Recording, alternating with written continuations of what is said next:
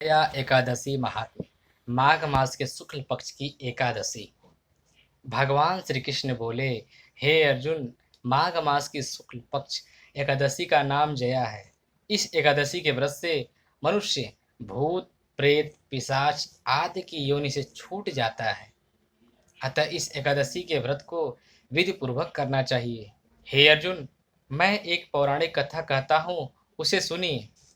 एक समय इंद्र स्वर्ग लोक में राज्य करता था। वहां अमृत का पान कर नंदन वन में अप्सराओं के साथ आनंद पूर्वक क्रीड़ा करता था।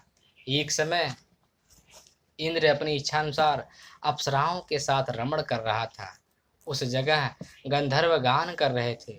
वहां गंधर्वों में प्रसिद्ध पुष्पदंत तथा उसकी लड़की चित्रसेन की स्त्री मलिन ये सब थे।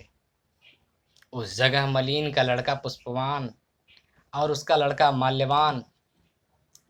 उस समय पुष्पवती नामक एक गंधर्व लड़की माल्यवान को देखकर उस पर मोहित हो गई और काम बाण से चलायमान होने लगी। उसने अपने रूप सौंदर्य हाव भाव आदि के द्वारा माल्यवान को अपने वश में कर लिया। हे राजर्षि, वह पुष्पवती अत्यंत सुंदर थी। उसके लक्षण अत्यंत सुंदर थे। पुष्पवती की ऐसी सुंदरता को देखकर माल्यवान भी उसके ऊपर मोहित हो गया। अतः ये दोनों कामदेव के वश में हो गए, परंतु फिर भी इंद्र के बुलाने पर नाच गाने के लिए उन्हें जाना पड़ा और अप्सराओं के साथ अपना गान शुरू किया। यद्यपि वे नाच गा रहे थे, परंतु कामदेव के प्रभाव से उसका मन न लगा और अशुद्ध गाने लगे। उनकी भाव भृंगियों को देखकर इंद्र ने इनके प्रेम को समझ लिया और शाप दे दिया कि मेरी आज्ञा का उल्लंघन करने वाले मूर्खों, तुमने मेरा अपमान किया है। इसलिए तुम स्त्री पुरुष के रूप में मृतलोक में जाकर पिशाच का रूप धारण करो और अपना कर्म फल भोगो। इंद्र का शाप सुनकर वे अत्यंत दुखी हुए और हिमालय पर पिशाच बनकर दुखपूर्वक अपना जीवन व्यतीत करने लगे। उन्हें गंध रस स्पर्श आदि का कुछ ज्ञान नहीं था। उन्हें इस जगह महान दुख मिल रहे थे। रात दिन में उन्हें एक क्षण भी निद्रा नहीं आती थी। उस स्थान पर अत्यंत सर्दी थी, जिसके कारण उनके रोमांच खड़े हो गए।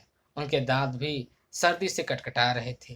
एक दिन पिशाच ने अपनी स्त्री से कहा, न मालूम हमने पिछले जन्म में कौन से पाप किए हैं जिससे हमें इतनी दुखदाई यह पिशाच योनि प्राप्त हुई है। पिशाच योनि से तो नरक के दुख सहना उत्तम है। इसी प्रकार अनेक विचारों के करते हेतु अपना दिन व्यतीत करने लगे। दैव योग से एक दिन माघ मास के शुक्ल पक्ष की जया नाम की एकादशी आई। उस दिन इन दोनों ने कुछ भी भोजन न किया था और न कोई पाप कर्म ही किया था। उस दिन केवल फल फूल खाकर दिन व्यतीत किया और महान दुख के साथ पीपल के वृक्ष के नीचे बैठ गए। उस समय सूर्य नारायण अस्ताचल को जा रहे थे।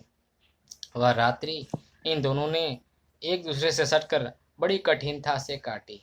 दूसरे दिन प्रातःकाल होते ही भगवान के प्रभाव से इनकी देह छूट गई और अत्यंत सुंदर अप्सरा और गंधर्व की देह धारण करके तथा सुंदर वस्त्रों तथा आभूषण से अलंकृत होकर स्वर्गलोक को चले गए। उस समय आकाश में देवगण तथा गंधर्व उनकी स्तुति करने लगे। नागलोक में जाकर इन दोनों ने देवराज इंद्र को प्रणाम किया।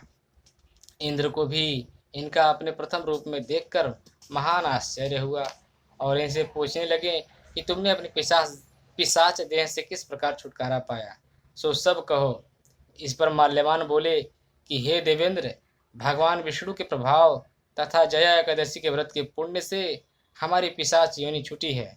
इंद्र बोले, हे माल्यवान, एकादशी व्रत करने से तथा विष्णु के प्रभाव से तुम लोग पिशाच की देह को छोड़कर पवित्र हो गए हो और हम लोगों के भी वंदनीय हो गए हो, क्योंकि शिव तथा विष्णु भक्त हम लोगों के वंदना करने योग्य हैं। अतः आप धन्य हैं, धन्य हैं। अब तुम पुष्पवती के साथ जाकर विहार करो। ये युधिष्ठिर, इस जया एकादशी के व्रत करने से समस्त योनि नष्ट हो जाती है। जिस मनुष्य ने इस एकादशी का व्रत किया है उसने मानो सब तप यज्ञ दान किए हैं। जो मनुष्य भक्ति पूर्वक जया एकादशी का व्रत करते हैं वे अवश्य ही सहस्त्र वर्ष तक स्वर्ग में निवास करते हैं। बोले विष्णु भगवान की जय, बोले एकादशी माता की जय।